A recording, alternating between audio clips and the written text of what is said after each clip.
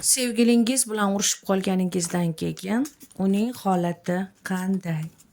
Sevgilingiz bilan urushib qolganingizdan keyin u nimalarni o'ylamoqda? Uning ahvoli qanday? Sizning ahvolingiz qay holatda? Uning ahvoli o'zi aybdor, hammasiga o'zi aybdor. U ya'ni sizni ko'proq ayblamoqda. Bu holat yuzaga kelganiga. O'zini ishlari, ijodlari bilan mashhur, ya'ni ko'proq o'zini ishlari bilan mashg'ulroq va onlaynda o'zini suhbatdoshlari bilan. Sizni ahvolingiz, sizda agressiya paydo bo'lgan, tezlik, jahldorsiz, do'st birodarlaringiz bilan ko'rishib, uchrashib turibsiz, lekin ko'nglingizga qil sig'mayapti.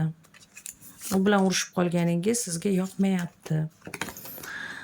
Bu holatga nima sabab bo'ldi? Bu holatda har ikki shaxs ham o'zini o'ylashni, o'zinikini tekt qilishni, o'zini gapi haqligini o'rtaga qo'yish bilan boshlandi. Ya'ni ikkingizda ham sani gaping emas, mani gapim to'g'ri. Ya'ni ko'p rakurs bo'yicha qaralmagandek, faqat bir yonlama qarash bo'lgan.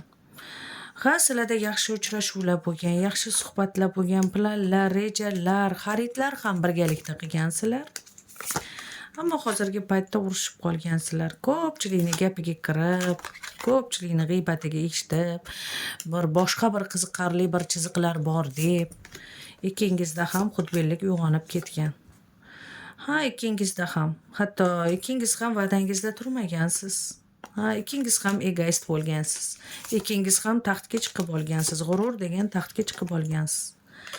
Bu albatta yolg'on obraz edi. Bu yolg'on. Ammo sizlarga umid bor, ya'ni yarashib ketsangiz bo'ladi. Hammasi hali tugamagan, chunki ikkalangiz bir-biringizni ko'rsangiz, bir-biringizdan kuch olasiz. Biringiz qotib qolsangiz, biringiz yurg'izasiz. Sizlarda yarashish bormi? Bir-ikki marta